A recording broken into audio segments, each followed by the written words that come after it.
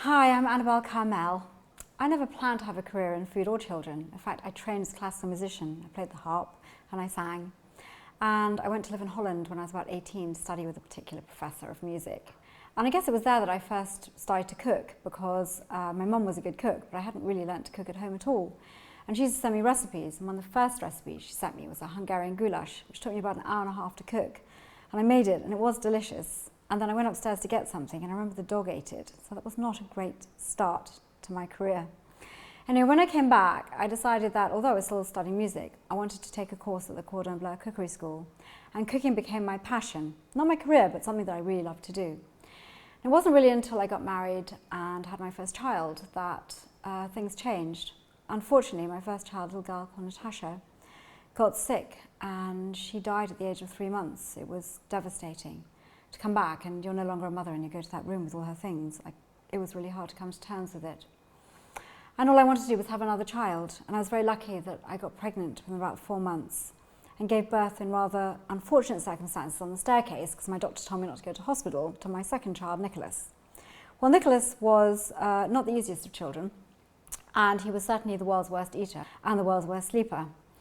And I was running quite a large playgroup at the time with about 150 mothers coming to it every week. And I thought I was the only mother in the world with a child who wouldn't eat. But then talking to the other mums, I found that this was quite common. And so I went to look for a book on feeding children. There was really nothing that worked for Nicholas, and quite bland, kind of boring recipes that he wouldn't touch. And I hardly blamed him either. So I made lots of recipes up for Nicholas, which got him to eat many different things. And I shared them with the people in the playgroup.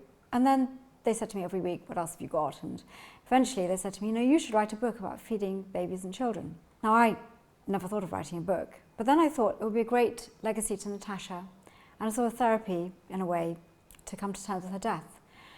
And I wrote my first book, The Complete Baby and Toddler Mealplanner. I started writing it in 1988, the year that Nicholas was born.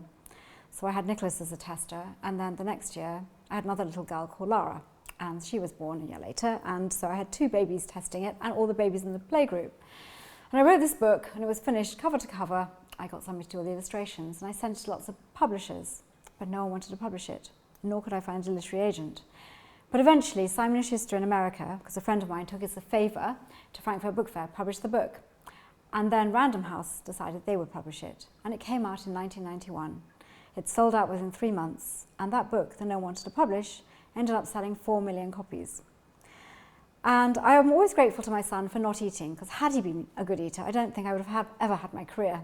And it is a wonderful career, because not only do I really enjoy it, and it's my passion and my love and my hobby, I think it has changed the way we feed our children in this country.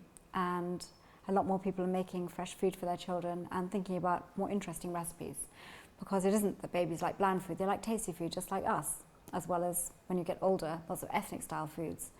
So I've now written 26 books, all focusing on children and food and family food. And I can't think of anything I would rather do than help mums make good quality food for their children and their families. And I guess that my mantra and my inspiration has been my children.